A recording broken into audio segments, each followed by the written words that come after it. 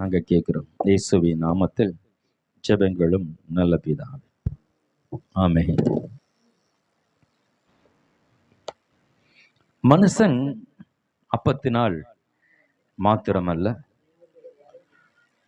தேவனுடைய வாயிலிருந்து புறப்பட்டு வருகிற ஒவ்வொரு வார்த்தையினாலும் பிழைப்பான். மிக சிறந்த வாழ்க்கை வாழணும், நானும் ஒரு சமுதாயத்தில் ஒரு உயர்ந்த நிலைக்கு வரணும் அப்படின்னு சொல்லி தன் படிப்பு, தன்னுடைய முயற்சி, தன்னுடைய திறமை, தன்னுடைய ஆற்றல் எல்லாத்தையும் போட்டு இந்த மனுஷன் இந்த உலகத்தில் ஏதாவது ஒன்று செய்து ஒரு உன்னத நிலைக்கு வந்துடணும் நான் ஆசைப்படுறேன். அப்படி ஆசைப்படுறது தப்பு இல்லை. அது இயற்கையிலே மனிதன் பழிக்கு பெருகிற ஆண்டவர் அவங்களுக்கு அந்த ஒரு எண்ணத்தை வைத்திருக்கிறார். நல்லது தான், மேலே வரணும், உயரணுன்றது நல்லது தான். ஆனால் அதுக்காக எப்படி வரணும்னு தெரியாமல் சிலர் குறுக்கு பாதையில் கூட போயிட்டு வேறு வழி தெரியாமல் ஏதோ ஒரு வழியில் மேலே வந்துடணும்னு போகிறாங்க.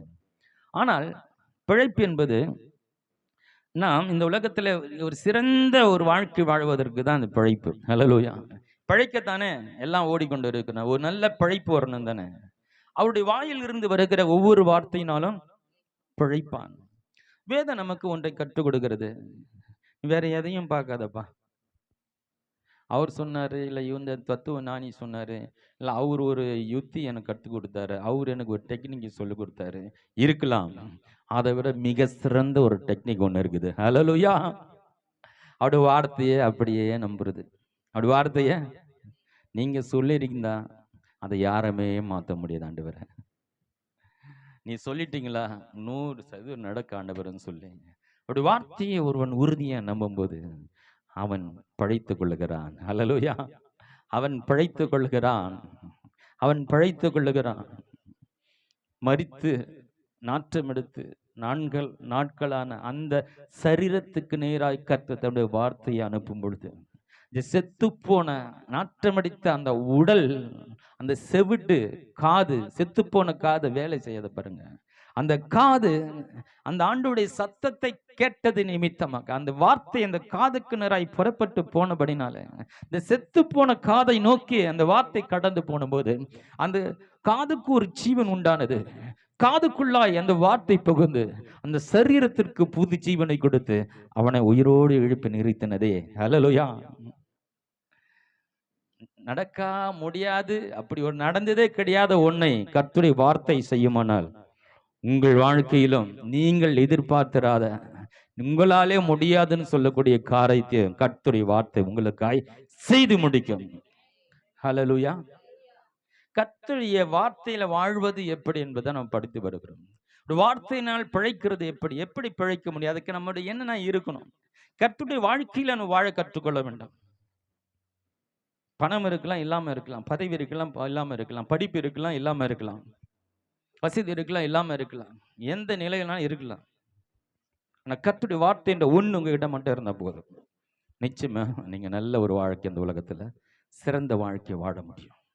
கர்த்தருடைய வார்த்தைக்கு மிஞ்சினது இந்த உலகத்துல ஒண்ணுமும் கிடையாது. ஏன்னா கர்த்தருடைய வார்த்தை தான் அவருக்கு நிகரான ஒண்ணு. கர்த்தருக்கு நிகரா எதை கொண்டு போய் நிறுத்துவேன்? அவர் படைத்த படைப்புகளை நிறுத்த முடியுமா? அவர் படைச்சது. சூரியனை நிறுத்தலாமா? சூரியனே அவர் உண்டாக்குனாரு, அது கீழே தான் இருக்குது.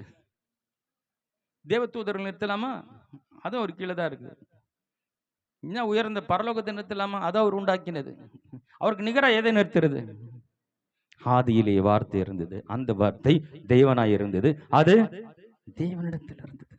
இந்த வார்த்தை தேவனாய் இருக்கிறது. அந்த வார்த்தை தான் எல்லாம் உண்டாக்கினது. அப்ப தெய்வத்திற்கு நிகராக ஒன்னு நிறுத்தினா அவர் பேசின, அவர் சொன்ன அந்த வார்த்தை தான். அப்போ கர்த்தருக்கு நிகராய் இருக்கிற இந்த வார்த்தை தான் நம்மளை வாழ வைக்கிறது. நம்மை அந்த வார்த்தையை நம்ம கனப்படுத்த கத்துக்கணும். இந்த வார்த்தை குறித்து சில காரியங்களை இன்னைக்கு நான் உங்களுக்கு சொல்றேன். இன்னைக்கு நேரம் பொருந்துமான்னு தெரியல. ஆண்டவர் நல்லா புரிஞ்சுக்கணும். தேவன் தம்முடைய வார்த்தையை வெளிப்படுத்தாம, அதாவது சொல்லாம எதுவும் செய்ய மாட்டார். நல்லா புரிஞ்சுக்கணும். சொல்லாம அவரு முன்கூட்டியே சொல்லுவாரு. வேதத்துல இந்த உலகத்தில் இதுவரைக்கும் நடந்த எல்லாவற்றையும் முன்கூட்டியே தீர்க்க தரிசனம் சொல்லப்பட்டது. சொல்லாம எதையும் செய்ய மாட்டார். உங்களுக்கும் கூட ஆண்டவர் முன்கூட்டியே உங்கள் வாழ்க்கையில் நடக்க போகிறவர்களே ஆண்டவர் வெளிப்படுத்தி காட்டுவார். ஹல்லேலூயா. அதுதான் இந்த வார்த்தையை உன்னிப்பா கவனிக்கணும். ஆலயத்துக்கு வரும்போது ஒருவேளை அது உனக்காக வருகிற தீர்க்க தரிசனமா இருக்கலாம். அந்த நேரத்துல வீட்டுல நீ வீட்டு கதையை யோசித்து வேற எவனா யோசிச்சுட்டு இருந்தா உனக்கு நேராய் கடந்து வருகிற ஆசீர்வாதம் உனக்கு அது கிடைக்காமல் போகலாம். உனக்காக சொல்லப்படுகிற அந்த வார்த்தையா இருக்கலாம்.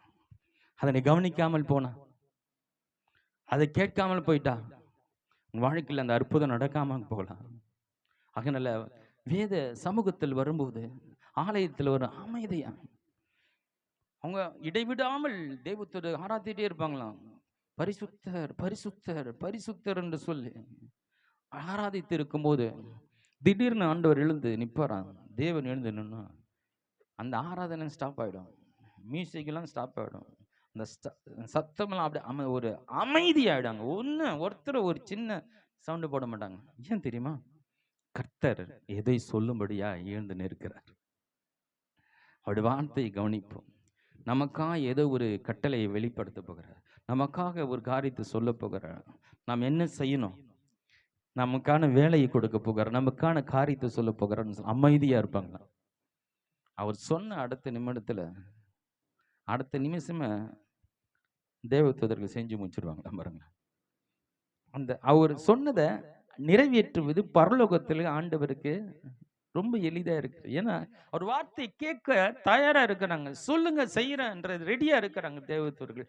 சொன்ன நிமிடத்துல அது நடக்குது, அவர் சித்தம் நிறைவேறுது.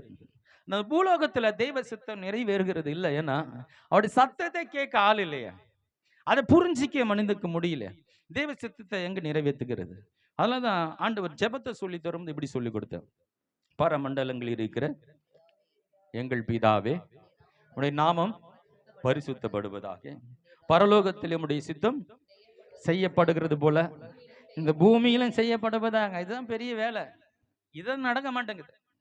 தேவன் நினைச்சதை இந்த பூமியில செய்ய முடியல. ஏன்னா தேவ சித்தத்தை மனிதனுக்கு புரிய வைக்க முடியல. ஏன்னா மனிதன் தேவ சத்தத்துக்கு முதல் செவி கொடுக்கல. இந்த உலகத்துல பொய்யான மாயையான காரியங்களை பிசாசு மனிதனுடைய உள்ளத்துல திணித்து வைத்திருக்கிறான்.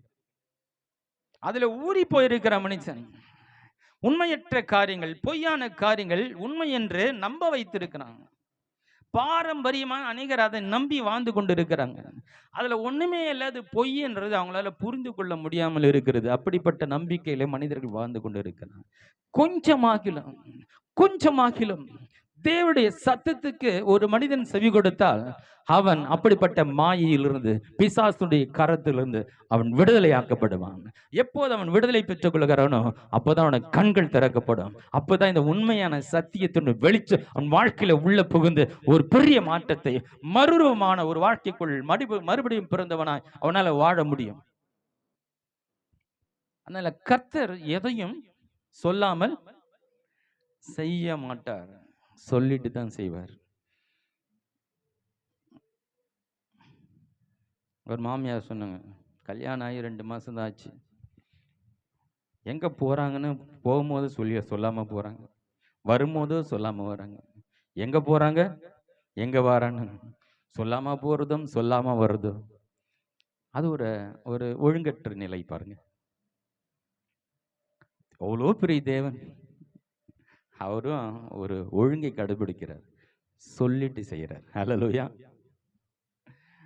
கர்த்தர் எதையும் சொல்லாமல் செய்யறதில்ல, சொல்லிட்டு தான் செய்கிறார். அதனால கர்த்தர் உங்கள் வாழ்க்கையில என்னென்ன நடக்கணும் உங்களுக்கு வெளிப்படுத்துவார்.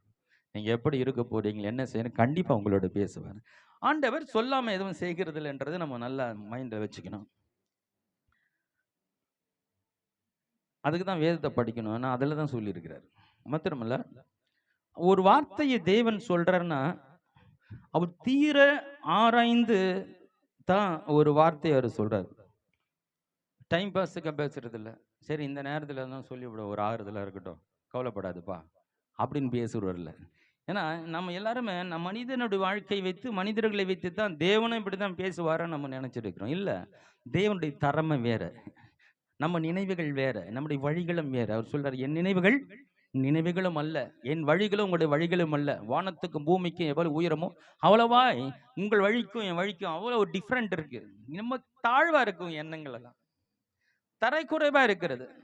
வானத்துக்கு பூமிக்குன்னா பூமிக்குரிய காரியங்களை பேசிடுறீங்க, நான் மகிமைக்குரிய காரியங்களை பேசிக் கொண்டு இருக்கிறேன். என் வழிகளும் என் நினைவுகளும் எப்படி இருக்குன்னா உன்னதமானது, உயர்ந்தது. அப்ப தேவனுடைய காரியங்கள் எப்படி இருக்கு? சிறந்தது. அப்ப அவர் பேசுற ஒரு வார்த்தை வெளியிடுறான்னா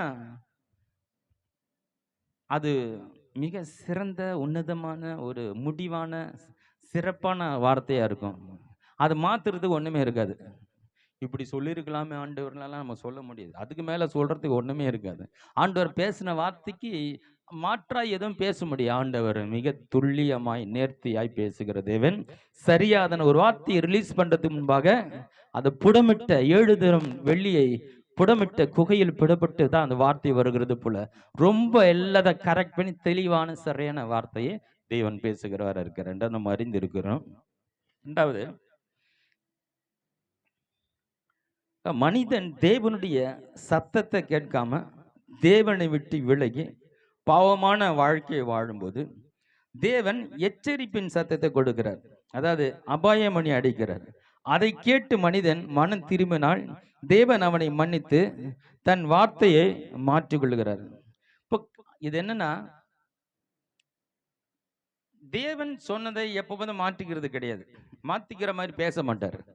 ஆனா சில நேரத்துல மாத்திக்கிறார், சில நேரத்துல மாத்திக்கிறார். எப்ப மாத்துறாருன்னா அந்த வார்த்தைய ஒரு மனிதன் ஒரு தேவனை அறிந்து கொள்ளாம தேவன் காட்டின வழியில் நடக்க மாதிரி ஒரு பாவமான வாழ்க்கையை வாழும்போது அவனுக்கு ஒரு எச்சரிப்பின் மணியை போல எச்சரிப்பின் சத்தத்தை கொடுக்கிறார். நீ இப்படி போனா செத்துடுவப்பா, இப்படி வாழ்ந்தனா வாழ்க்கை நரகத்துக்கு போயிடுவான் இப்படின்னு சொல்லி அவன் விளைவுகளை குறித்த ஒரு காரியத்தை அவனுக்கு எச்சரிப்பின் சத்தமாய் கொடுக்கிறாரு.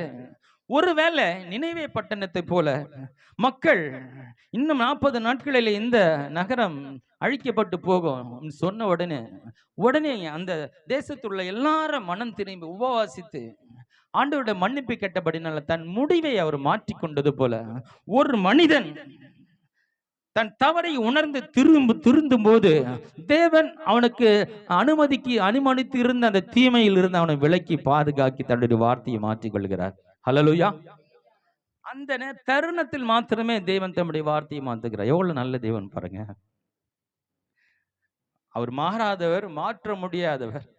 ஒருத்தன் கெட்ட வழியிலிருந்து மனம் திரும்பி தேவ சத்தத்தை கேட்டு ஆண்டவரே நீ சொல்றதான் சரி உன் பாதையில வருகிற மனம் திரும்புது அவனுக்கு நடக்கிற எல்லா தீமைகளிலும் அவனை ரட்சித்து அவனுக்கு தீமையான வார்த்தையே ஒருவேளை ஆண்டவர் சொல்லியிருந்தாலும் அவனை மன்னித்து தன் வார்த்தையை மாற்றி அவனை ஆசீர்வாதமாய் மாற்றுகிறார். ஹல்லேலூயா. அவர் மாறாதவர், வார்த்தை மாறாதது. ஆனா ஒரு மனிதன் தவறை உணர்ந்து திருந்த போது கர்த்தர் அவனுக்காய் தன்னுடைய வார்த்தையை மாற்றிக் கொள்கிற ஒரு நல்ல தேவனா இருக்கிறார். மாத்திரமல்ல, தேவனுடைய வாயிலிருந்து வார்த்தை புறப்பட்ட உடனேயே அதோட வேலை துவங்கி விடுகிறது. ஒன்னு சொல்லிட்டாருன்னா ஆண்டவர் அன்னைக்குதான் செயல்படுறது இல்ல, உனக்காக ஒரு வார்த்தை பேசிட்டாருன்னா அதுக்கான வேலை ஸ்டார்ட் ஆயிடுது. ஹல்லேலூயா. அதுக்கான யார் என்னென்ன பண்ணணுமோ அங்கேருந்து நம்ம பண்ணிக்கிட்டே வர்றாரு. அந்த எண்டு தான் உங்க கரத்துல வந்து சேருது. அந்த முடிவு தான் அந்த முழுமையாய். இப்போ ஒரு சொல்றேன், உனக்கு வீடு, உனக்கு ஒரு வீட்டை கொடுக்குறேன் அப்படின்னு ஆண்டவர் ஒரு வாக்கு கொடுக்குறான்னு வச்சுங்க. ஆண்டவர் சொன்னாரு, வாக்கு கொடுத்தாரு. ஒன்னும் வீட்டையே காணே, ஒன்னையும் காணுமே, எப்படி வர என்ன வரும், 10 பைசா கையில் இல்லை. ஆனா உனக்காக எவனோ ஒருத்தன் கட்டி நிற்கிறான் வீடு. நீ கட்டாத வீட்டையும் நாட்டாத உன்னுடைய தோப்புகளையும் ஆண்டவர் உனக்கு தருவாரான் சொன்னாரு. ஆனா அதுக்கான ஏதோ கையில என் கையில 10 பைசா இல்ல, வீடு எல்லாம் ஒண்ணு இல்லை, ஆனா தருவேன்னு சொன்னாரு. ஆமா, உனக்கு தெரியாது. ஆண்டவர் சொன்ன அடுத்த நிமிடத்துல அதை நிறைவேற்றுவதற்காக யாரும் உங்க வேலை செஞ்சுட்டு இருக்காங்க உனக்காக. ஹல்லேலூயா. உனக்காக வேலை நடந்து கொண்டு இருக்கிறது. கர்த்தருடைய வார்த்தை அவருடைய வாயிலிருந்து வெளியிட்ட நொடியிலிருந்து வேலை ஸ்டார்ட் ஆயிடுச்சு. ஹல்லேலூயா. ஆண்டவர் சொல்லிட்டார், நிச்சயமா நடக்கணும், நம்ப கத்துக்கணும். ஹல்லேலூயா. நடக்காத போல இருக்கு, ஆனா யாரோ நமக்காக வேலை செஞ்சிருக்காங்க. எங்கேயோ அதனுடைய வேலை நடந்து கொண்டு இருக்கிறது, இன்னும் பினிஷ் ஆகல. அது முடிஞ்ச உடனே ஆண்டவருடைய கருத்துல கொண்டு வந்து கொடுப்பா. அப்போது கர்த்தர் நீங்க நல்லவர் என்று அறிந்து கொள்ளுவீங்க. அப்புறம் அவர் சொல்லாம செய்து விட்டார், அவர் வார்த்தையின் தேவன் என்று நம்மளால சொல்ல முடியாது இல்லையா? அவர் அவர் ஊமையின் தேவன் ஆயிடுவார். சொல்லாமலே எல்லாம் செஞ்சிடறாருன்னு வச்சுக்கேன், எதுவும் சொல்ல மாட்டார், டக்கு டக்குன்னு பண்ணுறாருன்னு வச்சுக்கங்க. அவரால் பண்ண முடியாது. ரெண்டாவது விஷயம், சொல்லாமல் எது ஒன்று அவர் செய்வார். ஆனால் அப்படி சொல்லாமல் எல்லாத்தையும் அவர் செஞ்சார்னா அவர் என்ன தேவன்? பேசாத ஊமையின் தேவன் ஆயிடுவார். அவர் ஊமையின் தேவன் அல்ல, அவர் பேசுகிற தேவன். அல்லேலூயா. பேசாத கல்லோ மரமோ நீரல்ல, பேசும் தெய்வம் நீ, பேசும் தெய்வம் நீ. இப்போ அவர் பேசுகிற தேவன், அவர் வார்த்தையா இருக்கிறாரு. சொல்லாம அவர் எது செஞ்சிட்டாலும் அவர் ஊமையின் தேவன் ஆயிடுவார். அதனால அவர் வார்த்தையை சொல்லிட்டு செய்கிறார். வார்த்தையை சொல்லிட்டு செய்கிறாரு. அதுதான் அவர் வார்த்தையின் தேவன். அது மாத்திரம் இல்ல, தேவனுடைய வார்த்தையை ஒருவன் நம்ப முடியவில்லை. ஆண்டவர் சொல்றதே என்னால் நம்ப முடியல. இப்படினாலும் நடக்குமா? இப்படியெல்லாம் நடந்துருமா என் வாழ்க்கையில்? வசனம் இப்படி சொல்லுது, இது என் வாழ்க்கையில் நடக்குமா அப்படின்னு ஒருத்தன் கடவுளுடைய வார்த்தையை நம்ப முடியலன்னு வச்சுக்க, அப்ப அவனுடைய நிலைமை என்ன? நீங்க ஆலயத்துக்கு வரலாம், ஞானஸ்நானம் எடுத்திருக்கலாம், பேரை மாத்திருக்கலாம், கையில நீங்க பைபிளை வச்சிருக்கலாம், டெய்லி கூட ஒரு வேளை ஜெபம் பண்ணலாம். எல்லாம் ஆவிக்குரிய வெளிப்படையான காரியங்களுடைய உங்களுடைய வாழ்க்கையில் நடந்து கொண்டு இருக்கலாம். ஆனாலும் கர்த்தருடைய வார்த்தையை என்னால் நம்ப முடியல. இந்த இப்படிப்பட்ட ஆசீர்வாதங்களை ஆண்டவர் சொல்றாரு, இந்த வாழ்க்கையில் நடக்குமான்னு என்னால நம்புறதுக்கு நம்பிக்கையே வரல, நம்ப முடியலன்னா நீங்க ஒண்ணு புரிஞ்சுக்கிங்க, சந்தேகம், அப்புறம் பயம், அவிசுவாசம், இது மூணு தான் நாம் விசுவாசிக்காதற்கு காரணம். இது நம்முடைய சிந்தையில பிசாசு விதைச்சிருக்கிறான். உங்களுக்குள்ள அந்த மூன்று காரியங்கள் உள்ளடங்கி இருக்கிறதுனால உங்களால கடவுளுடைய வார்த்தை விசுவாசிக்க முடியல. நீங்க ரொம்ப கேர்ஃபுல்லா இருக்கணும். ஏன்னா நீங்க பிசாசனுடைய பிடியில் இருக்கீங்க. உங்கள் சிந்தையே சந்தேகம், பயம், அவிசுவாசத்துல நிறைத்து வைத்திருக்கிறான். அதனால நீங்க தேவனிடத்திலிருந்து ஒன்றையும் பெற்றுக்கொள்ள முடியாது. நீ என்னதான் 10 வருஷம் சபைக்கு வந்தாலும், தேவனுடைய பிள்ளை என்று பேர் வைத்திருந்தாலும், நான் ஞானஸ்நானம் எடுத்துட்டேங்க, நான் காணிக்கைலாம் கொடுக்குறேன், கரெக்டா சர்ச்சுக்கு போறேன், ஆனாலும் கூட என் உள்ளத்துல சந்தேகம் இருக்கு, பயம் இருக்கு, என்னால விசுவாசிக்க முடியல அப்படின்னா நல்லா புரிஞ்சுக்கிங்க, உங்க சிந்தையை பிசாசுக்கு எடுத்து வைத்திருக்கிறான். அதிகமாய் நீங்க கர்த்தருடைய வார்த்தையை உங்களுக்குள்ள அனுமதிக்காதபடினாலே, உலகத்தில் பேசப்படுகிற பிசாசு மனிதர்கள் மூலமாய், மீடியா மூலமா, பல கோணங்களிலே கர்த்தருடைய பல சத்தங்கள் பிசாசு உங்களுடைய காதுக்கு நேராய் கொண்டு வருகிறான். அதற்கு இடம் கொடுத்து உங்களுடைய இருதயத்தை திறந்து கொடுக்கிறீங்க. பலவிதமான சந்தேகமும் பயமும் இந்த அவிசுவாசமான காரியங்களுக்கு இடம் கொடுத்தபடினாலே, அது போய் உங்க இருதயத்தை நிறைந்து இருக்கிறபடினாலே கர்த்தருடைய வார்த்தைக்கு எதிராய் நிற்கிறது. கர்த்தருடைய வார்த்தை உங்களால விசுவாசிக்க முடியல. நீங்க புரிஞ்சுங்க, நீங்க ரொம்ப டேஞ்சர் ஜோன்ல இருக்கீங்க. நீங்க ரொம்ப டேஞ்சர் ஜோன்ல இருக்கிறீங்க. எப்போனா உங்களுக்கு எது வேணா நடக்கலாம். ஆபத்தான பிரேக் இல்லாத வண்டி மாதிரி அது. எப்போ எங்க மோதி நிற்கும் தெரியாது. அப்படி போயிட்டு இருக்கு பிரேக் இல்லாத வண்டி. இப்போ அது நீங்க ஒரு ஆபத்தான கர்த்தருடைய வார்த்தையை நம்ப முடியல. என்னால எப்பவுமே எனக்கு டவுட் வந்துட்டு இருக்கு, சந்தேகம் வந்துட்டு இருக்கு. எனக்கு கிடைக்காதுங்க, எனக்கெல்லாம் கிடைக்குமா, எனக்கு இது நடக்குமா, இப்படிப்பட்ட சந்தேகங்கள், பயம். ரோட்ல போகும்போது எவனை இடிச்சிருவேனா, தடைக்கு விழுந்துருவேனா, இப்படி எதனா தீமை நடந்துருமான்னு ஒரு பயம், அவிசுவாசம், டவுட்டு, இதெல்லாம் நீங்க அதிகமான சந்தேகம் தரக்கூடிய, பயத்தை கொடுக்கக்கூடிய, அப்புறம் அவிசுவாசம் உள்ள காரியங்களை அதிகமாய் நீங்கள் உங்களுக்கு இடம் கொடுத்தபடினால, அதிகமாய் அதுக்கு நேரத்தை கொடுத்தபடினால, அதுக்கு அதிகமாக அதன் மேல் கவனத்தை செலுத்தபடினால, உங்கள் இருதயத்தில் இந்த காரியங்கள் நிரம்பி இருக்கிறபடினால கர்த்தருடைய வார்த்தை உங்களால விசுவாசிக்க முடியல. விசுவாசிக்காத முடியினால கர்த்தரிடத்தில் நம்மளால ஒன்றும் பெற்றுக்கொள்ள முடிவதில்லை. ஏன்னா கர்த்தர் கர்த்தர் என்று சொல்லி சொல்லு, கர்த்தாவே கர்த்தாவே என்று சொல்லுகிறவன் பரலோக ராஜ்யத்துல பிதாவினுடைய சித்தம் செய்கிறவனே பரலோக ராஜ்யத்தில் பிரவேசிப்பான். வாயில பார்த்தா எப்பவும் கர்த்தாவே கர்த்தாவே ஆண்டவர் ஆண்டவர் சொல்லலாம். ஆனா உன் செயல்பாடுகள், உன்னுடைய நம்பிக்கை தேவ சித்தத்துக்குள்ள இருக்குதா? தேவ சித்தம் என்ன? ஒருவரும் கெட்டு போவது தேவ சித்தம் இல்லை. எல்லாரும் ரட்சிக்கப்பட வேண்டும். நீ நல்லா இருக்கணும் என்பது தேவனுடைய சித்தம். நீ நல்லா இருக்கணுன்றதை உன்னால விசுவாசிக்க முடியலாம். உனக்குள்ள விசுவாசமே இல்லை. உனக்குள்ள தேவ சித்தம் உனக்கு புரியல. நான் சிறந்த மனிதன் உலகத்துல வாழணும் என்பது தேவனுடைய சித்தம். நான் அந்த உலகத்துல ஆசீர்வதிக்கப்பட்டவனா இருக்கணும் தேவனுடைய சித்தம்.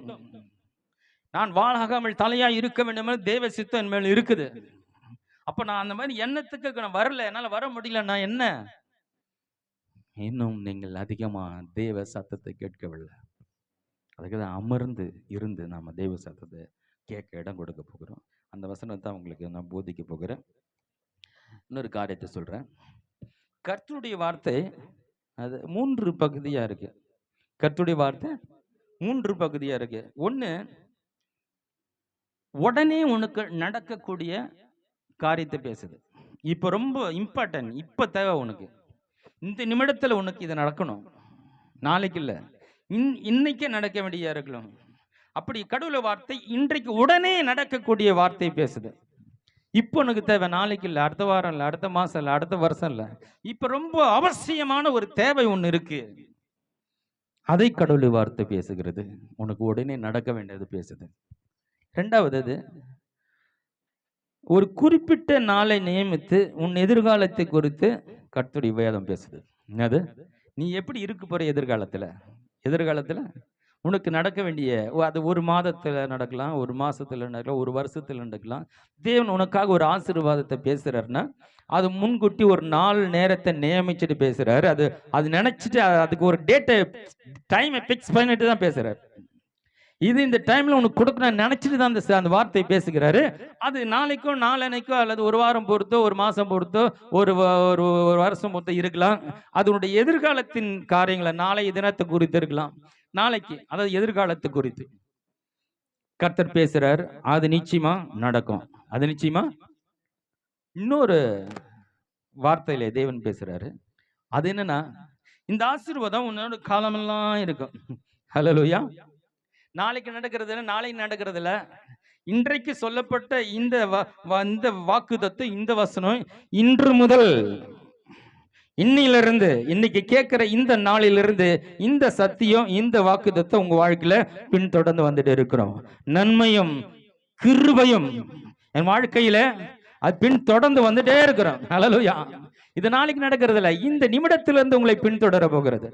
கர்த்தருடைய வார்த்தையுடைய தன்மைகளை பேசிக்கொண்டு வருகிறேன். ஏன்னா வார்த்தையில பிழைக்கணும்னா அந்த வார்த்தை என்னன்னு புரியணும். கடவுளுடைய வார்த்தை தன்மை அது எப்படி செயல்படுகிறத புரிந்து கொள்ளும் போதுதான் அப்படி வார்த்தையில் நம்ம பிழைக்க முடியும். மொட்டையா பிழைப்பானா நமக்கு தெரியுது, ஆமாமா கேட்டுட்டு போயிடும் இல்லையா? அதை பகுதியா பகுத்து ஆராய்ந்து பார்க்கும்போது அதை நமக்குள்ள எப்படி வேலை செய்யுதுன்னு நம்மளால உணர்ந்து கொள்ள முடியும். கடைசியா ஒரு காரியத்தை சொல்றேன். தேவன் தம்முடைய வார்த்தையை நமக்கு விதையாய் கொடுத்திருக்கிறார். நல்லா புரிஞ்சுங்க. எப்படி விதையாய் கொடுத்திருக்கிறார். அந்த விதை ஒண்ணு ஆசீர்வாதத்தை கொண்டு வரும், இன்னொரு விதை சுகத்தை கொண்டு வரும், இன்னொரு விதை நமக்கு சமாதானத்தை கொண்டு வருகிறோம், இன்னொரு விதை நமக்கு மகிழ்ச்சியை கொண்டு வருகிறோம், இன்னொரு விதை தடைகளை உடைக்கும், இன்னொரு விதை எதிரிகளை அழிக்கும். இப்படி நமக்கு எல்லா விதமான ஆசீர்வாதங்களும் தேவன் விதையாக கொடுத்திருக்கிறபடினாலே அதை எடுத்து நம்ம இருதயத்திலே விதைக்க கற்றுக்கொண்டு இருக்க வேண்டும். புரியுதுங்களா? நம்மலாம் ஒரு ஆவிக்குரிய விவசாயிகளா மாறணும். ஆவிக்குரிய விவசாயியா மாறணும். விவசாயி நம்ம அதிகாலையில் எழுந்திருப்பான், போய் முதல் நிலத்தை பார்க்கறது தான் வேலை. உனக்கு நிலத்தை பார்த்துருக்கீங்களா? விவசாயியுடைய வேலை என்ன? விடியற் காலத்துல இருந்து போய் நிலத்தை பார்க்கறது தான், நிலத்தை பரிசோதித்து பார்க்கறது தான். எந்த நிலையில இருக்குது, தண்ணி ஊற்றணுமா, அதுக்கு பதப்படுத்தணுமா, எப்போ விதைக்கலாம், எந்த நேரத்தில் விதைக்கணும், இல்லை விதைச்ச பிறகு என்ன பண்ணணும், எப்போ தண்ணி பாய்ச்சணும், இல்லை களை வளர்ந்துருக்கா, களையை பிடுங்கி போடணுமா, பூச்சி அரிச்சிருக்கா என்று அந்த அறுவடை வரைக்கும் அவன் கண்ணும் கருத்துமாய் அந்த அறுவடைக்காய் அவன் செயல்பட்டு கொண்டே இருப்பான். உங்களுக்கு கொடுக்கப்பட்ட கர்த்தருடைய வார்த்தையில் இருக்கிற அனைத்து ஆசீர்வாதங்களும் நீ அறுத்தெடுக்க வேண்டும் என்றால், உன் வாழ்க்கையில் அதை அனுபவிக்க வேண்டும் என்றால், விதையாய் கொடுக்கப்பட்ட அந்த கடவுளுடைய வார்த்தையை நீ உன் இருதயமாகிய அந்த நல்ல நலத்துல விதைக்க கற்றுக்கொண்டு இருக்க வேண்டும். ஹல்லேலூயா. இதெல்லாம் கடவுள் வார்த்தையினுடைய தன்மையினுடைய பல பகுதிகளை உங்களுக்கு சொல்லியிருக்கேன். இவ்வளவுதான் இருக்கான்னா இன்னும் இருக்கு. இன்னும் உட்காந்து நான் தியானம் பண்ணிட்டு இருந்தா நிறைய கொடுப்பாரு. அப்படி பண்ணுனா இந்த பிரசங்கமே இப்படியே போயிடும். அதனால சும்மா ஒரு இது மாதிரி துணுக்கு மாதிரி இந்த காரியங்களை சொல்லியிருக்கேன். இப்போதான் நம்ம செய்திக்கு போக போறோம். இப்போதான் போகலாம். சங்கீத புத்தகம் 46ஆம் அதிகாரம் 10வது வசனம். நீங்கள் அமர்ந்திருந்து நானே தேவன் என்று அறிந்து கொள்ளுங்கள். ஜாதிகளுக்குள்ளே உயர்ந்திருப்பேன். பூமியிலே நான் உயர்ந்திருப்பேன். இங்க பாருங்க, கடவுளை குறித்த அறிவினால பெருகாம அவருடைய வார்த்தையில நம்மளால வாழ முடியாது. கடவுள் யார் என்ற அறிவு வந்தா தான் அவருடைய வார்த்தையினுடைய வல்லமை உணர்ந்து கொள்ள முடியும், இல்லையா? இப்போ ஸ்டாலின் இருக்கிறார், இன்றைக்கு முதலமைச்சர் இருக்கிறார்னா அவர் அவருடைய பதவி என்ன, அவருடைய பவர் என்ன, அவர் சொன்னா எதெல்லாம் நடக்கும் என்று, அவருக்கு என்னென்ன அதிகாரம் இருக்கிறன்றதை நாம் அவரை குறித்து, அவர் இருக்கிற அந்த பதவி குறித்து நாம் தெளிவாய் அறிந்தது தான் கண்டிப்பா அவர் சொன்னா இது நடக்கும் நம்மளால நம்ப முடியும், இல்லையா? இப்ப கர்த்தரை அறிகிற அறிவினால் நிரம்பாத நாம் அவருடைய வார்த்தைகளை பிழைக்கிறது கஷ்டம். அவருடைய வார்த்தைகளை பிழைக்க வேண்டும் என்றால் அவரை அறிகிற அறிவினால நாம் நிரம்பி இருக்க வேண்டும். அவர் அறிகிற, அதுக்கு என்ன பண்ண, அமர்ந்திருந்து அவரே நானே தேவன் என்ன, அவர் அறிகிற அறிவினால் தான் அவர் தேவன் என்பது அறிவு உண்டாகுனாங்க, இல்லையா? அப்போ அமருங்க தெய்வ சமூகத்துல. நேரத்தை செலுத்தாம, கர்த்தருக்காய் நீ நேரத்தை கொடுக்காம, நிச்சயமா சொல்றேன், கடவுளுக்காய் நேரத்தை நீ செலவிடாம அவர் அறிகிற அறிவில் நிரம்ப முடியாது. அப்படி அவருக்கு நேரத்தை கொடுக்காம நான் ஆலயத்துக்கு வர்றேன் போறேன்னு சொல்லிக்கிட்டு இருந்தீங்கன்னா உங்களை நீங்க ஏமாத்துக்கிறீங்க. கர்த்தர் உங்களுக்கு 1000 காரியங்கள் எழுதி கொடுத்திருந்தாலும், 1000 ஆசீர்வாதங்கள் ஆண்டவர் உங்களுக்காய் வைத்து இருந்தாலும், அதை அனுபவிக்காமலே பெற்றுக்கொள்ளாமே நம்ம என்ன பண்ணுவோம், கிறிஸ்தவன் என்ற பெயரோடு நம்ம வாழ்க்கை முடிச்சுட்டு போயிடுவோம். அதை தேவன் விரும்பவில்லை. ஆண்டவர் சொல்லிட்டு அப்படி போக தேவன் விரும்பல. ஆண்டவர்னா யாரு, ஆண்டவர் நம்புறவன் எப்படி இருக்கணும்னு உங்களுடைய வாழ்க்கையின் மூலமா இந்த உலகத்துக்கு காட்ட வேண்டிய மிகப்பெரிய பொறுப்பை உங்கள் மேல தேவன் வைத்திருக்கிறார். ஹல்லேலூயா. அமர்ந்திருந்து அவரே தேவன் என்று அறிவோம். அமர்ந்திருந்து அவரே தேவன் என்று அறிவோம். உயர்ந்தவர் பெரியவர் உலகை ஆள்பவர். உயர்ந்தவர் பெரியவர் உலகை ஆள்பவர். தேவன் நமது அடைக்கலமும் பலனுமானார். ஆபத்து காலத்தில் கூட இருக்கும் துணையுமானார். தேவன் நமது அடைக்கலமும் பலனுமானார். ஆபத்து காலத்தில் கூட இருக்கும் துணையுமானார். சொல்லுவோம், அமர்ந்திருந்து அவரே தேவன் என்று அறிவோம். அமர்ந்திருந்து அவரே தேவன் என்று அறிவோம். உயர்ந்தவர் பெரியவர் உலகை ஆள்பவர். உயர்ந்தவர் பெரியவர் உலகை ஆள்பவர். தேவன் நமது அடைக்கலமும் பலனுமானார். ஆபத்து காலத்தில் கூட இருக்கும் துணையுமானார். தேவன் நமது அடைக்கலமும் பலனுமானார். ஆபத்து காலத்தில் கூட இருக்கும் துணையுமானார். தானியேல் புத்தகம் 9ஆம் அதிகாரம் 23வது வசனம்.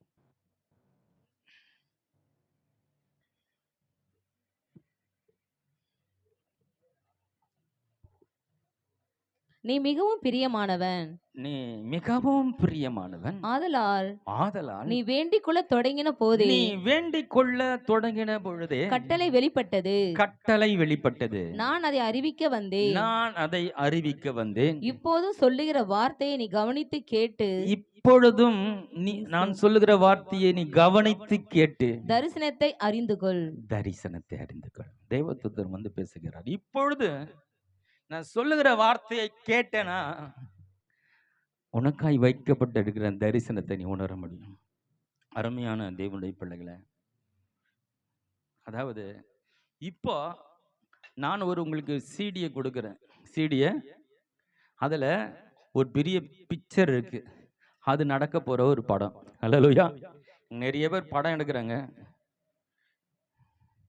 அது பார்க்குற அதெல்லாம் நம்ம வாழ்க்கையில் நடக்குமான்னு தெரியாது. காசு கொடுத்து 1000 ரூபாய் 2000 ரூபாய் கொடுத்து உக்காஞ்சி பார்த்துட்டு வரோங்க. அதில் பார்க்காதெல்லாம் நம்ம வாழ்க்கையில் நடக்குமான்னு தெரியாது. ஆனால் கடவுளுடைய வார்த்தை கேட்கிற ஆண்டவர் உனக்கு ஒரு சீடியை கையில் கொடுக்குறாரு. நீ போய் வீட்டில் போய் திரும்ப திரும்ப போட்டு போட்டு அந்த பிக்சரை பாரு. நீ யாரு, உனக்கு என்ன கொடுக்க போகிறது, உன்னால் என்ன முடியும், என்ன செய்ய போகிறாய், உனக்காய் என்ன நடக்க போகிறது, உனக்காய் வைத்திருக்கிற ஆசீர்வாதங்கள் என்ன என்பதை நீ திரும்ப திரும்ப அந்த சீடியை போட்டு உன்னுடைய வாழ்க்கை குறித்த தரிசனத்தை தேவன் தம்முடைய வார்த்தையில வைத்திருக்கிறார். ஹலோ, அவருடைய வார்த்தையில பிழைக்கணும்னா அந்த வார்த்தையிலே தேவன் நமக்கு ஒரு பிக்சர் வச்சிருக்கிறல்ல, அந்த பிக்சரை திரும்ப திரும்ப பார்க்கணும். ஹல்லேலூயா. நம்ம எதை பார்த்துட்டு இருக்கிறோம்? நம்ம வாழ்க்கையின் எதிர்கால பிக்சரை பார்க்குறோம்.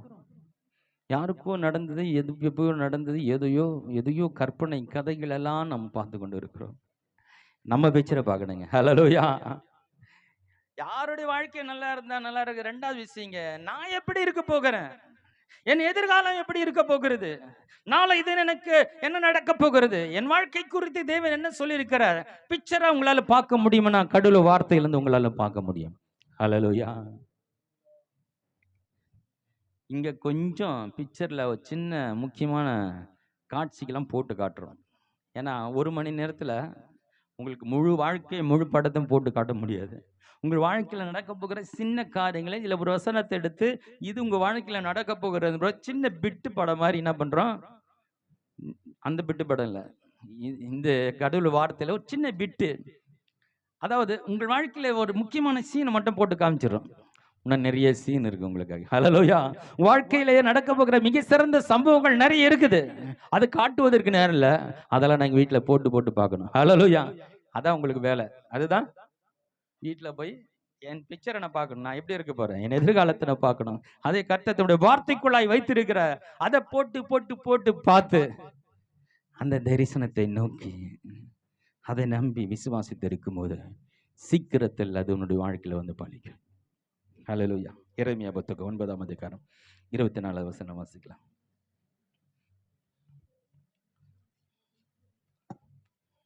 மேன்மை பாராட்டுகிறவன் பூமியிலே கிருபையையும் நியாயத்தையும் நீதியையும் செய்கிற கர்த்தர் நான் என்று என்னை அறிந்து உணர்ந்து கொள்வதே குறித்தே மேன்மை பாராட்ட கடவன் என்று கர்த்தர் சொல்லுகிறார். இவைகள் மேல் பிரியமாய் இருக்கிறேன் என்று தேவனுடைய மனிதனுடைய அவன் மேன்மையாய் இருக்க வேண்டிய புரிந்திருக்க வேண்டிய ஒன்று, எதை அவன் மேன்மையா பேசணும், எதை மேன்மையா நினைக்கணும். நான் பார்க்கிற அண்ட சராசரங்களை படைத்த தேவன் யார் என்பதை நான் அறிந்திருக்கிறேன். அவர் எங்க இருக்கிறார், எப்படி இருக்கிறார், அவர் என்ன சொல்லுவார், எப்படி செயல்படுவார் என்ற அந்த தெய்வத்தை குறித்த அறிவினால் நிறைந்திருக்கிறானே, அதுதான் ஒரு தேவனுடைய பிள்ளையினுடைய ஒரு மேன்மை. ஹல்லேலூயா. உங்க மேன்மை என்னங்க? நான் பைபிள் எடுத்துன்னு அழகா ஒயிட் போர்டை கட்டின்னு சர்ச்சுக்கு போவாங்க, நல்லது. அவரு அறிவு கம்மியா இருக்கமா, என்ன பாட்டில் எடுத்துன்னு சுத்தி நிற்கிறியே.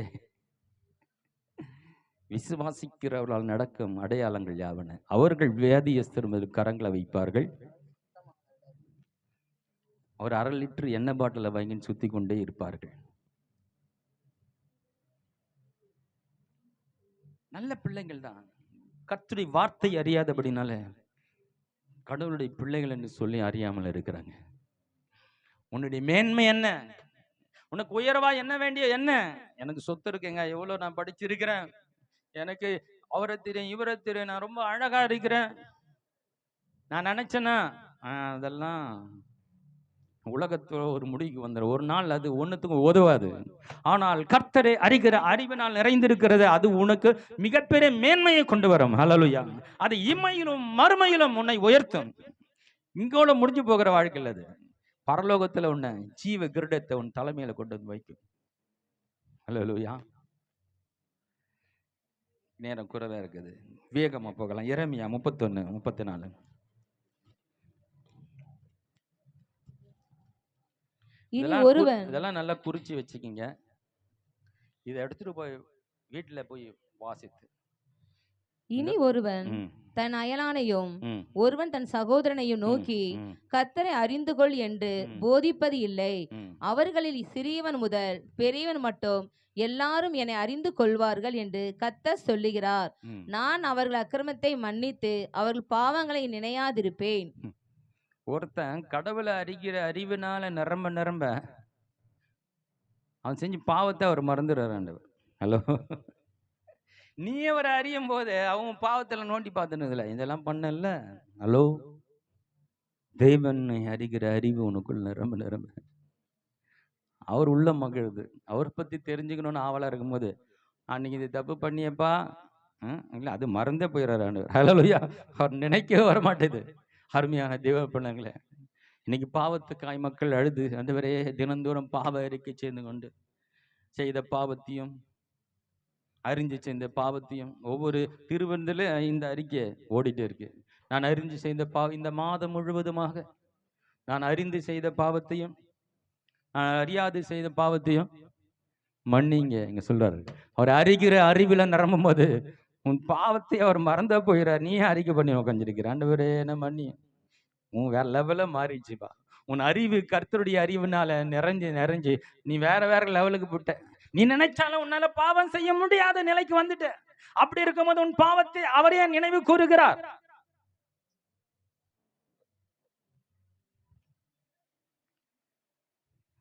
எசேக்கியேல் புத்தகம் 37ஆம் அதிகாரம்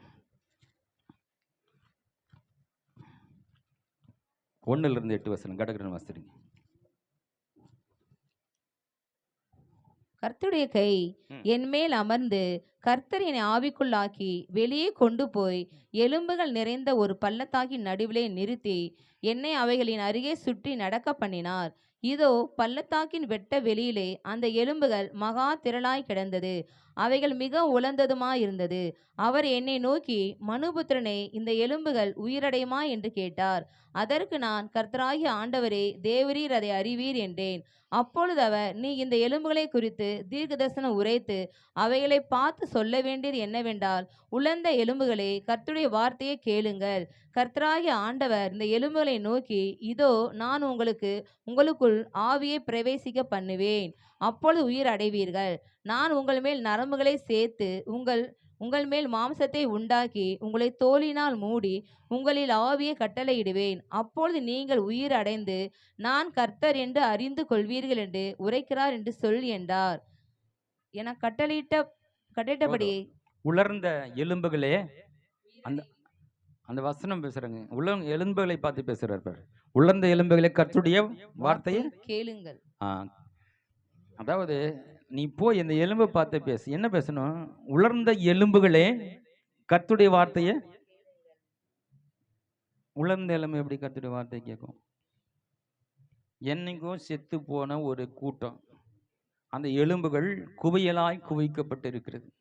அந்த எலும்புகள் பல ஆண்டுகளுக்கு முன்பாக மரித்து உலர்ந்து போய் ஒரு மாதிரி வெயிலும் மழையிலும் அது நனைஞ்சு அந்த எலும்புகளெல்லாம் ஒரு மாதிரி மாறி போயிருக்குது. அந்த குவையிலாய் குவிக்கப்பட்ட எலும்புகளை பார்த்து பேச சொல்லுகிற, எலும்புகளே கர்த்தருடைய வார்த்தையை கேளுங்கள்.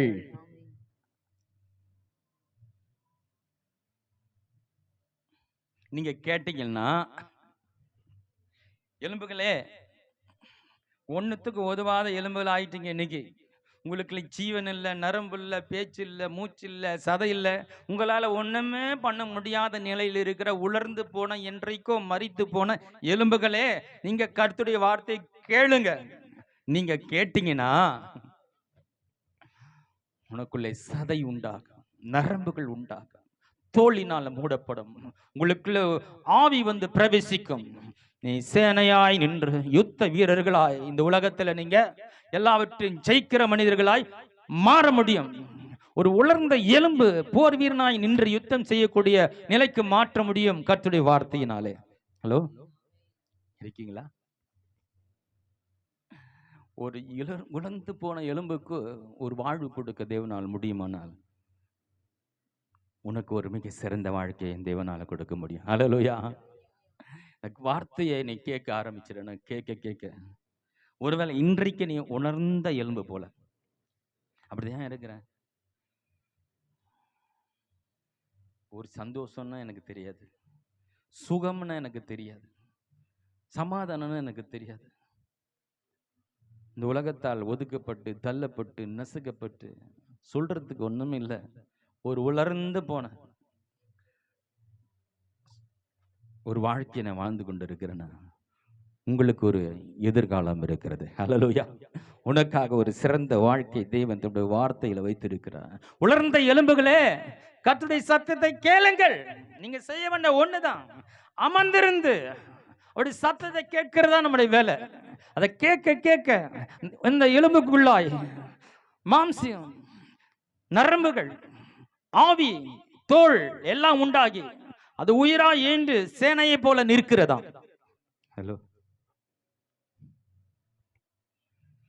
செத்தவன் போல இந்த உலகத்துல நீங்க இதுக்குள்ள வந்தாலும் போகும்போது கம்பீரமா நடந்து போவீங்க. ஹல்லேலூயா. சோர்ந்து போனவர்களை வந்தாலும் உற்சாகமாய் கடந்து போங்க. ஒருவேளை கவலையோடு இங்க வந்திருந்தா போகும்போது கவலையெல்லாம் காணாம போய் சந்தோஷமா போவீங்க. என்னாக போத எதிர்காலம் என்ற நம்பிக்கையற்ற நிலையில் வளர்ந்தா இப்போ உங்களுக்கு ஒரு நம்பிக்கை உண்டாக, எனக்காக ஒரு சிறந்த வாழ்க்கையை தேவன் வைத்திருக்கிறார், அவருடைய வார்த்தையில வைத்திருக்கிறார். இன்று முதல் நான் அந்த வார்த்தையின் மூலமா என் எதிர்காலத்தை நான் பார்ப்பேன். ஹல்லேலூயா. உங்களுக்காக மிக சிறந்த வாழ்க்கை தேவன் வைத்திருக்கிறார். கடைசி ஒரு சம்பவத்தை உங்களுக்கு சொல்லிட்டா உங்களுக்கு இன்னும் நல்லா விளங்கிட்டேன்னு நினைக்கிறேன். யோபின் புத்தகம் 20ஆம் அதிகாரத்தில் முதல் வசனத்தை வாசிக்கிறேன்.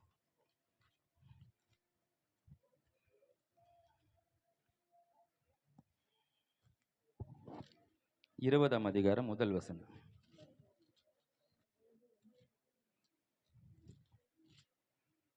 அப்பொழுது நாகமாத்தியனாகிய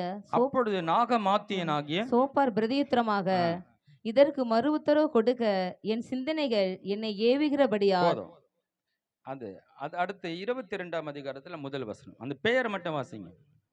அப்பொழுது தேமானியனான எலிபாஸ் பிரதியுத்தரமாக அவங்க பேசுறாங்க. ஃபர்ஸ்ட் நாகமாத்தியான சோப்பார் பேசுறாரு, ரெண்டாவது தேமானியனான எலிபாஸ் பேசுறாரு. 25:1 வாசிக்கலாம். அப்பொழுது சூகியனாகிய பில்தாத் என்ற ஒருவர் பேசுகிறார். 35ஆம் அதிகாரம் முதல் வசனம் வாசிக்கலாம். பின்னும் ஏலிகு ஏலிகு 4 பேர்கள். இந்த எலிகுன்றது வயதில் கொஞ்சம் சின்னவர். இந்த 3 முதல நாகமாத்தியனாக சோப்பார், தேமானியான எலிபாஸ், ஆகியனான பில்தாத், இவங்கெல்லாம் வந்து அவங்க யோபுக்கு ஒரு நிகரான மிக நெருங்கிய நண்பர்கள். யோபு வாழ்க்கையில என்ன இழக்கணுமோ எல்லாத்தையும் இழந்துட்டான். 10 பிள்ளைங்க செத்துட்டாங்க. ஒரே நாள்ல ஆடு மாடு கழுத குதிரை சொத்து சுகம் எல்லாம் போச்சு. இதோட கூட அவனுடைய சரீரத்தில் இருக்கிற பலன் போச்சு. ஓட்டு எடுத்து சுரணி கொண்டு இருக்கிறான். அந்த உடம்புல வந்து சிலர் படம் மாதிரி உடம்புலாம் வந்து இருக்கும் பாருங்களா, அப்படின்னு சொல்லலாம். அந்த மாதிரி சுரண்ட படம் இருக்கணும், சுரண்டி இருப்பாங்க. அவங்க ஒரு நிமிஷம் கூட நிம்மதியாக இருக்க முடியாது. அந்த படை தலை உச்ச முதல் காலில் வந்துருச்சுன்னா கொஞ்சம் வந்தாலும் தாங்க முடியாது. அது இன்னும் நமைச்சிட்டே இருக்கும், சுரண்டே இருக்கும். ஓட எடுத்து சுரண்டானா அது நமைச்சிட்டே இருக்கு. உடம்பெல்லாம் படை செஞ்சுட்டு, அதான் வாழ்க்கை. எல்லாம் இழந்துட்டான். அது பக்கம் இருக்கட்டும், எல்லாம் போச்சு. இன்னொரு பக்கம் உடம்பும் என்னாச்சு, சுகம் போயிடுச்சு. நிமிஷம் சுரண்டினே இருக்கணும். எப்படி இருக்கும் வாழ்க்கை? ஒரு பக்கம் கவலை, மனதில் ஒரு பெரிய வேதனை, கவலை, எல்லாம் இழந்துட்டேன்னு. இன்னொரு பக்கம் சரீரத்தில் வேதனை, அது ஒவ்வொரு நொடி போது என்னை அப்படியே துன்பப்படுத்தி இருக்குது. சுருக்குன்னு அதை என்னை நமைச்சிட்டே இருக்கு. கொஞ்சம் சொரிஞ்சனா அங்கே ஆகுது, புண்ணாகுது, இன்னும் ரணமாகுது. இப்படிப்பட்ட நிலையில இருக்கிறாரு யோபு. ரொம்ப நெருங்கிய நண்பர்கள் இந்த 4 பேரும். 4 பேரும் வந்தாங்க. வந்து அமைதியா கொஞ்ச நாள் உட்காந்துட்டு அவங்க என்ன பண்ணிக்கும் போது ஆவிக்குரிய நண்பர்கள். இவர்கள் ஆவிக்குரிய நண்பர்கள். ஆவிக்குரிய நண்பர்கள் வந்து ஒவ்வொருத்தரா பேசுறாங்க. ஒவ்வொருத்தரா என்ன பேசுறாங்கன்னு பார்த்தியா, கர்த்தர் குறித்து தான் பேசுறாங்க. கர்த்தர் குறித்து தான் பேசுறாங்க. வேற ஒன்றும் தப்பா பேசல, கர்த்தரை குறித்து தான் பேசுறாங்க. அதே நேரத்துல யோபு வந்து ஏதோ தவறு செஞ்சிருப்பான், எங்கேயோ மிஸ்டேக் பண்ணிருப்ப, இது உனக்கு தவறுதனால வந்திருக்கலான்னு சொல்லுறது அந்த முக்கிய கருத்தை அவங்க அங்க முன் வைக்கிறாங்க. ஒன்று கடவுளை குறித்து பேசுறாங்க, இன்னொன்று யோபை ஒரு குற்றவாளியாக அங்க நிறுத்துற ஒரு காரியத்தை அவங்க பேசியிருக்கிறாங்க. இந்த 4 பேருங்க என்ன பண்றாங்க, பேசியும் கூட யோபுனுடைய வாழ்க்கையில ஒன்றும் மாற்றம் வரல. இன்னும் மனம் உடைஞ்சுதான் போகிறாங்க. இன்னும் ஆனா எதை பத்தி பேசுனாங்க, கடவுளை பத்தி தான் பேசுனாங்க. தேவன் யார், எப்படிப்பட்டவரெல்லாம் பேசுறாங்க. ஆனா 4 பேரும் இந்த கடவுளை பத்தி பேசியும் அவனுடைய வாழ்க்கையில் எந்த வித மாற்றம் வரல. நான் சொல்றேன், இன்னைக்கு நிறைய செய்தி கேட்டுனுக்குறாங்க.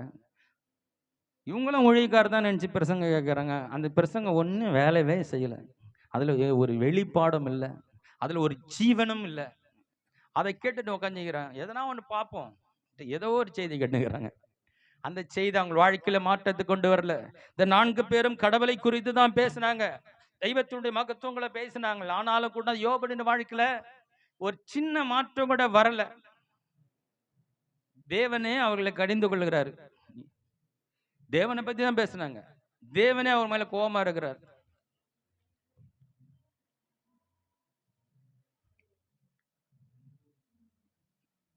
அவன் ஏற்கனவே உடைஞ்சிருக்கிறன இன்னும் காயப்படுத்தி குற்றப்படுத்தி இன்னும் அவனை பலவீனமாக்குறதா அவங்க பேசியிருக்காங்க. இப்ப கடவுளை பத்தி பேசிக்கூட ஒரு மனிதனை பலவீனமாக்க முடியுமா? கடவுளை பத்தி சொல்ற மாதிரியே மற்ற உள்ளத்தை நோக்கடிக்க முடியுமா? முடியும். அதான் இவங்க பண்றாங்க. கடவுளை பத்தி தான் பேசி அவனை இன்னும் நோக்கடிச்சு இன்னும் வேதனைக்குள்ள நடத்துறாங்க. கர்த்தர் அனுமதித்தார் பிசாசுக்கு, அவன் மேல இருக்கிற நம்பிக்கை நிமித்தமாக தான். அவன் எல்லாம் இழந்திருக்கிறான். அவனை இன்னும் துன்பப்படுத்தி, இன்னும் அவனை வந்து குற்றப்படுத்தி, காயப்படுத்தி, இன்னும் அவனை நோக்கடிக்கிறான். மரணத்தை விரும்புற அளவுக்கு அவன் போயிட்டான். ஆண்டவர் வேகமாய் வருகிறார். அல்லேலூயா. ஆண்டவர் வேகமாய் வருகிறார். எடுத்து வாசிக்கலாம். 38ஆம் அதிகாரம் 1, 2, 3. அப்பொழுது கர்த்தர் பெருங்காற்றில் இருந்து யோபுக்கு உத்தரவாக அறிவில்லாத வார்த்தையினாலே ஆலோசனை அந்தகாரப்படுத்துகிற இவன் யார்? ஆலோசனையே அந்தகாரப்படுத்துகிற இவன் யார்? இப்போதும் புருஷனை போல், இப்போது நீ புருஷனை போல் இடையை கட்டிக்கொள். நான் உன்னை கேட்பேன். நீ எனக்கு உத்தரவு சொல்லு. 2ஆம் முறை சொல்றாரு. 40, 6, 7 வாசிங்க. அப்பொழுது கர்த்தர் பெருங்காற்றில் இருந்து யோபுக்கு உத்தரவு அருளினார். இப்போதும் புருஷனை போல நீ அறை கட்டிக்கொள். நான் உன்னை கேட்பேன், நீ எனக்கு உத்தரவு சொல்லு. நல்லா கவனிக்கணும், இதுல நிறைய இருக்கு. நீங்க கண்டிப்பா வீட்டில் போய் வாசிக்கணும். பைபிளை இந்த சபையோட மூடிட்டு திருப்பி அடுத்த வாரம் திறந்தீங்கன்னா, ஹலோ, இங்கே தான் நாங்கள் நல்லா அப்போதான் பைபிள் ரொம்ப இன்ட்ரெஸ்டிங்காக படிக்கும். பைபிளையே பார்த்துருக்கு, பக்கத்தில் இருக்கிறவங்க பார்ப்பாங்க, பைபிள் எவ்வளோ பிரியமாக இருக்கிறாங்க, எப்பவுமே பைபிளையே பார்த்துருக்குறாங்க. இதோட இங்கே மூடி வச்சு திரும்ப வச்சுட்டு திரும்ப அடுத்த வாரம் தான் இங்கே சர்ச்சில் பிரிப்பாங்க. இதில் நிறைய காரியங்கள் இருக்கு, ஒவ்வொன்றா படிச்சுட்டு சொல்லிருந்தாங்க. இதுதான் நீங்கள் போய் என்ன டெவலப் பண்ணணும். பிரசங்கத்தை உனக்கு கொடுத்த இந்த இதில் ஒரு தரிசனம் கிடைச்சிருக்கும். இந்த தரிசனத்தை வீட்டில் போய் டெவலப் பண்ணணும்னா இங்கே கொடுக்கப்பட்ட இந்த வசனங்களை போய் வீட்டில் வாசித்து இன்னும் கூடுதலாக ஆண்டவர் உங்களோட பேசுவார். உங்களுக்கு இந்த தரிசனம் இன்னும் டெவலப் ஆகும். ஹல்லேலூயா. எப்படி கர்த்தர் உனக்கு வீடு கட்டுவாருன்னு இங்கே வந்து ஒரு வசனம் வருது, அந்த வீடு எப்படியெல்லாம் கட்டுவார் அப்படின்னு தான் அதை டெவலப் பண்ணுறது. ஹல்லேலூயா. எத்தனை கதவு இருக்கும், முன்னாடி தோட்டம் இருக்குமா இருக்காதா, அங்க கார் நிக்குமா நிக்காதா, அந்த வீடெல்லாம் எப்படியெல்லாம் இருக்கும்னா, இந்த வீடுக்கு அவனுக்கு கொடுக்கப்படும், அந்த போய் டெவலப் பண்ணணும். போய் ஹalleluya, பிக்சரை டெவலப் பண்ண இந்த வசனங்கள்லாம் எடுத்து கூடுதலா வாசிக்கும் பொழுது கர்த்தர் இன்னும் அழகா இந்த சத்தியத்தின் மூலம் நிறைய காரியங்கள் உங்களுக்கு ஆண்டவர் புரிய வைப்பார். அந்த தரிசனம் டெவலப் ஆகும். இப்போ பேசுறாரு, ஒரு புருஷனை போல இழை கட்டிக்கொள். நான் கேட்கிறேன், நீ சொல்லுப்பா. இவங்க ஏதோ பேசுனாங்க, விட்டா நீ செத்துவ போயிடுவேன் கொஞ்ச நேரத்துல. நான் பேசுறேன், இப்ப கேளுப்பா. அமர்ந்திருந்து அவர் சத்தத்தை கேட்கணும். ஹல்லேலூயா. அமைதியா கர்த்தருடைய வார்த்தை கேட்பதுதான் மிக சால சிறந்த ஒரு செயல். பொறுமையா நிதானமா கவனமா உய்த்து உன்னித்து அந்த வார்த்தையை கவனிக்கணுமா. எப்படி கவனிக்கணுமா? உத்து, நம்ம சொல்றோம்ல, அதுதான் உய்த்துன்னு வேதத்தில் எழுதப்பட்டிருக்கு. உத்து கவனிச்சா பண்றாங்களா, அது வேதத்துல உய்த்து எழுதிருக்கு. உத்து உன்னிப்பாய் அந்த கர்த்தருடைய வார்த்தையை நம்ம கவனிக்கணும். அதான் சொல்றேன், உன்னிப்பா கவனி. நான் சொல்றேன், இப்போ இவ்வளவு கேட்டல, இவ்வளோ பேர் வந்து சொல்லி உனக்கு எந்த நம்பிக்கை வரல, விசுவாசம் வரல, என் எதிர்காலம் இருளாதான் தெரிஞ்சது. ஒன்னும் ஒரு இனி மாற்றம் அடையும்ன்றது எந்த ஒரு நம்பிக்கையில, மரணத்தில் உன்னை சந்திப்பேன்னு சொல்ற அளவுக்கு போயிட்டான். நான் செத்துறேன், செத்தாலும் உன்னை பார்ப்பேன் அப்படியே போயிட்டான். நான் மீண்டும் வருவேன்ற அவனுக்கு நம்பிக்கை இல்லாத நிலைக்கு இவங்க பேசி இன்னும் அவனுடைய இதுவை விசுவாசத்தை கீழே இறக்கிட்டாங்க. ஆண்டவர் வேகமாய் வந்து பேசுகிறாரு, ஒரு புருஷனை போல் இடை கட்டுகள். இதுக்கு மேல விட்டனா உன்னை பேசியே சாகடிச்சிருவாங்க.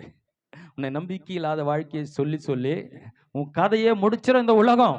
அதனாலதான் சொல்றேன், இந்த உலகத்துக்கு செவி கொடுக்காதீர்கள், கர்த்தருடைய வசனத்துக்கு செவி கொடுங்க. உலர்ந்து போன எலும்பு போல உங்களை வாழ்க்கையில பட்டு போயிருக்கலாம். பல நாளாச்சு செத்து போயிட்டேன், நான் ஒண்ணுமே இல்லை, ஒரு ஜடம் போல நான் அப்படியே நடந்துட்டு இருக்கிறேன், போயிட்டு வந்துட்டு இருக்கிறேன். உள்ள எனக்கு தெரியும் எவ்வளோ வேதனைகள் இருக்கிறது. என் எதிர்காலம்னு ஒன்று இருக்கா, நானும் மேலே வருவனான்னு எனக்கு தெரியல என்று ஒரு உலர்ந்து போன எலும்பு போல என் வாழ்க்கை இருக்கிறது நீங்க நினைத்தால் கர்த்தர் இன்றைக்கு உங்களுக்காக அவர் பேசி கொண்டு இருக்கிறார். ஹல்லேலூயா. இதை நீங்கள் பிடித்து கொண்டால் உங்களுக்குள்ள மாம்சமும் நரம்பும் சதையும் ஆவியும் புகுந்து உன்னை எழுங்க நிற்க செய்து சேனையை போல, ஒரு இராணுவ வீரனை போல கர்த்தர் உன்னை மறுபடியும் உன்னை கொண்டு பெரிய காரியங்களை அவர் செய்வார்.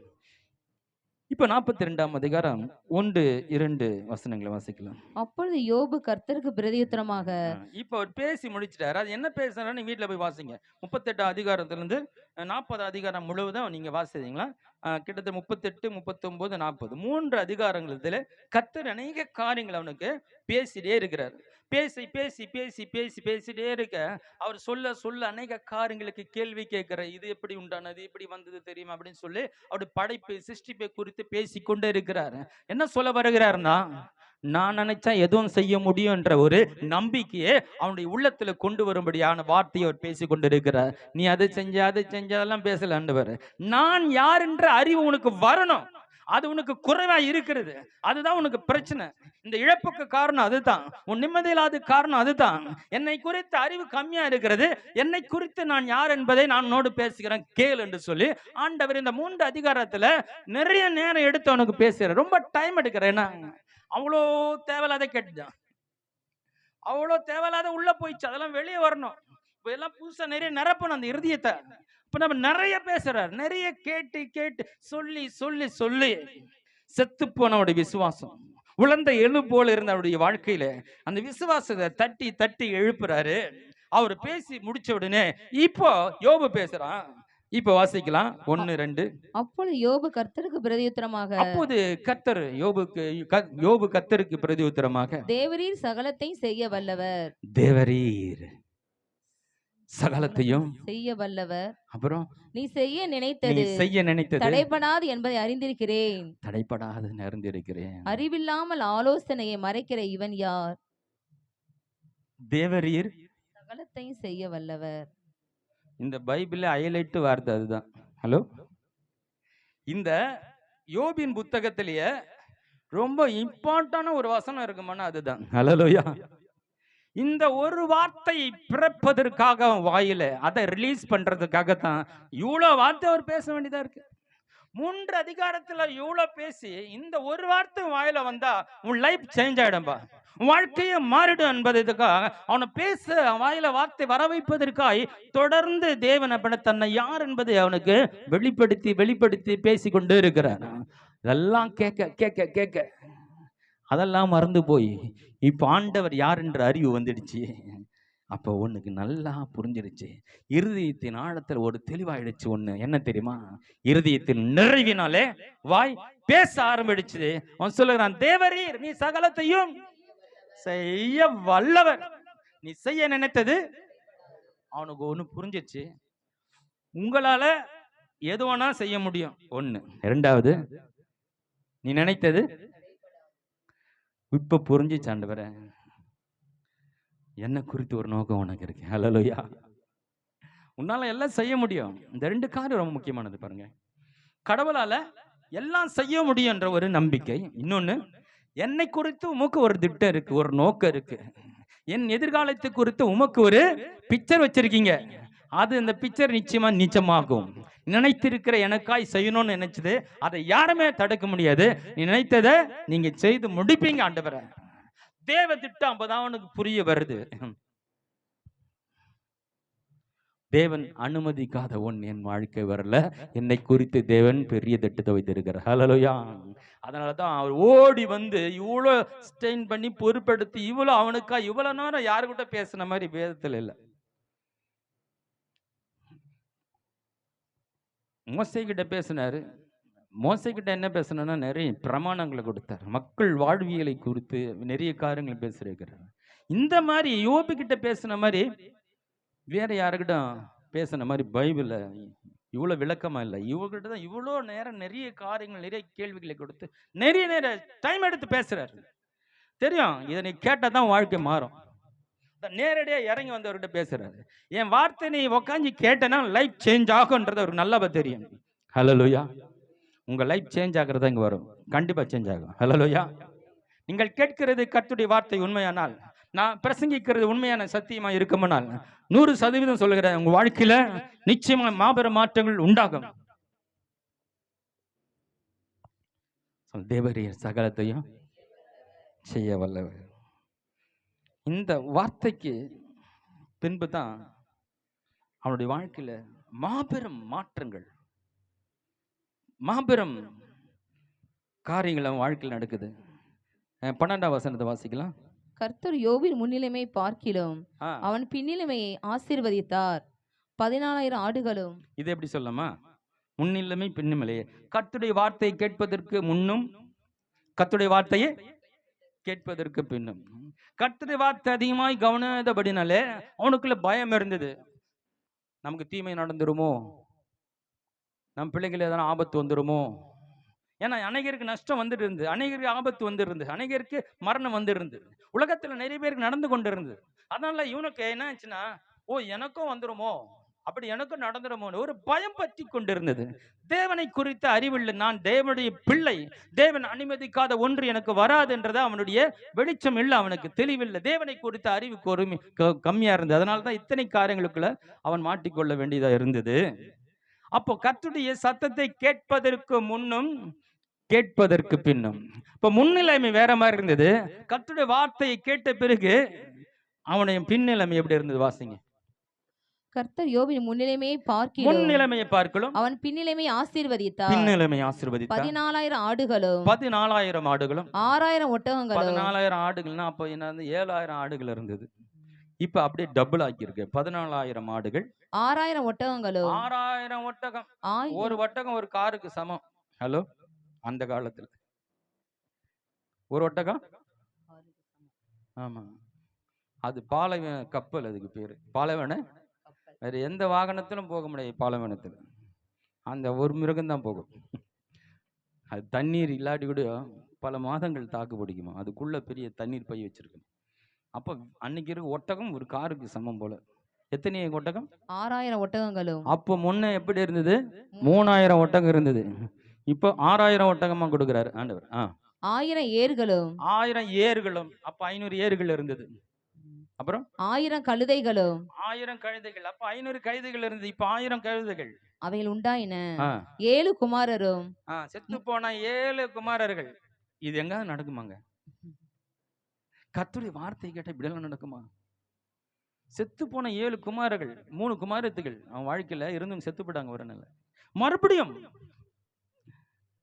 ஒரு ஒரு ஒரு காலகட்டத்தில் குழந்தை பெற்று எல்லாருக்கும் ஸ்டாப் ஆயிடுது இல்லையா? ஒரு வயசுக்கு அப்புறம் என்ன ஆகுது? குழந்தை பிறந்து 5 குழந்தை, 3 குழந்தையோ, 2 குழந்தை. ஒரு காலகட்டத்தில் அதுதான் குழந்தை பிறப்பு நின்னப்போது குழந்தை பிறக்கிறது இல்லை. யாருக்கும் ஒரு சிலருக்கு அபூர்வமா கொஞ்சம் லேட்டா சில 1, 2 குழந்தை யாருக்கும் ஒருக்கு பிறகுது. ஆனா ஒரு காலகட்டத்தில் ஒரு குழந்தை பிறந்து அதுக்கப்புறம் அந்த பிறப்புன்றது குறைய ஆரம்பிச்சிருது இல்லையா? இவங்க ஏற்கனவே 10 குழந்தை பெற்றிருக்காங்க. 10 குழந்தை வந்து அவங்க 10 பிள்ளைகளும் பெருசா ஆயிட்டாங்க. அங்க ஒவ்வொரு நாளைக்கு விருந்து வைக்கிறாங்கன்னா எல்லாம் கிட்டத்தட்ட நல்லா வாலிப நிலைக்கு வந்திருக்கிறாங்க, நல்லா தெரியுது. அதுக்கப்புறம் இவங்களுக்கு பிறப்புன்றது நின்று போயிருக்கும் கண்டிப்பா இல்லையா? அந்த நிலையிலும் கூட ஆண்டவர் இழந்து போன 7 ஆண் பிள்ளைகளையும் 3 பிள்ளைகளையும் ஆண்டவர் மறுபடியும் அவர்களுக்கு கொடுக்கிறார். ஹல்லேலூயா. கர்த்தருடைய வார்த்தையை கேட்க கேட்க உங்க வாழ்க்கையில நடக்காதுன்ற ஒரு நிலைமை மாறு. நடக்காதெல்லாம் நடக்கும். ஹல்லேலூயா.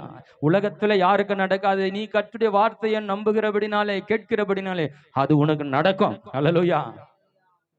அப்புறம் தேசத்தில் எங்கும் ம். யோபின் குமார்த்திகள் போல் ஆமா. சௌந்தரியமான பெண்கள் காணப்படவில்லை. ம், அவர்கள் தகப்பன் அவர்கள் சகோதரின் நடுவிலே ம், அவர்கள் சுதந்திரம் கொடுத்தான். ம், இதற்கு பின்பு யோபு 140 வருஷம் உயிரோட இருந்து ம். 4 தலைமுறையாக தன் பிள்ளைகளையும் தன் பிள்ளையுடைய பிள்ளைகளையும் கண்டான். யோபு நெடுநாள் இருந்து பூரண வயதுடனாய் மரித்தான். அதுக்கப்புறம் 140 வருஷம் 4ஆம் தலைமுறை பார்க்குறேன். தங்க காசுகள் வந்து கொடுத்தாங்களா? அந்த வசனம் வாசி முதல்ல. அப்பொழுது அவனுடைய எல்லா சகோதரும் சகோதரிகளும் முன் அவனுக்கு அறிமுகமான அனைவரும் அவனிடத்தில் வந்து அவன் வீட்டில் அவனோட போஜனம் பண்ணி கர்த்தர் அவன் மேல் வரப்பண்ணின சகல தீங்கு நிமித்தம் அவனுக்காக அங்கலாய்த்து அவனுக்கு ஆறுதல் சொல்லி அவரோ ஒவ்வொரு தங்க காசையும் அவர் ஒவ்வொரு பொன் ஆபரணத்தையும் அவனுக்கு கொடுத்தார்கள். ஐயா இவங்கெல்லாம் எங்கய்யா போயிருந்தாங்க? இவங்கெல்லாம் இவ்வளவு நேரம் எங்க இருந்தாங்க? தங்க காசு கொடுக்குறங்க இவ்வளவு கஷ்டப்பட்டு இருந்தா ஒன்னையும் வந்து எட்டி பார்க்கலையே. தேடி வந்து ஆறுதல் படுத்தி அவனுக்கு தங்க காசு கொடுத்தாங்களாம். இதெல்லாம் எப்போ நகர்ந்தது? கர்த்தருடைய வார்த்தை கேட்பதற்கு முன், கர்த்தருடைய வார்த்தை கேட்பதற்கு பின். ஹல்லேலூயா. உன் முன்னிலைமை, உன் பின்னிலைமை. கிறிஸ்துவுக்குள்ள நமக்கு 2 வாழ்க்கை இருக்கு. கிறிஸ்துவுக்கு முன், கிறிஸ்துவுக்கு பின். எப்படி உலக சரித்திரம் 2ஆய் பிரிகிறதோ அதுபோல நம்ம வாழ்க்கையில 2 சரித்திரம் இருக்கு. இந்த உண்மையாய் இந்த இயேசுவை விசுவாசிக்கிறதுக்கு முன்பாகவும் விசுவாசித்த பிறகு நம்முடைய வாழ்க்கையும் வேறு விதமாய் மாறுகிறது. ஹல்லேலூயா. சொல்றேன், உன்னை எல்லாம் தேடி வரும். நீ ஒன்னே ஒன்று அமர்ந்திருந்து ஒரு வார்த்தையை உள்வாங்கி கொண்டே இரு, செவி கொடுத்து கொண்டே இரு. ஆண்டவர் நீங்க பேசுங்கப்பா, நான் கேட்கிறேன். ஹல்லேலூயா. ஆண்டவர் பேச விரும்புகிறார். ஹல்லேலூயா. கர்த்தர் உங்களோட பேச விரும்புகிறார். அதை அடுத்த வாரத்தில் பார்க்க போறோம். நம்மோட தேவன் எப்படிலாம் பேச விரும்புகிறார், எவ்வளோ ஆசையா இருக்கிறார். ஒரு சிறு பையனிட எவ்வளவு பெரிய திட்டங்களை பேசி கொண்டு இருக்கிறார். அவர் பேச ஆளை தேடி கொண்டு இருக்கிறார். ஆனா நீங்க கேட்க தயாரா இருக்கீங்களா? சத்தத்தை கேட்க அவர் சமூகத்தில் அமர்ந்து தாகமாய் வேதத்தை படிக்கிறீங்களா? கர்த்தர் உங்களோட பேச விரும்புகிறாரு. கண்களை மூடு. அமர்ந்திருந்து அவரே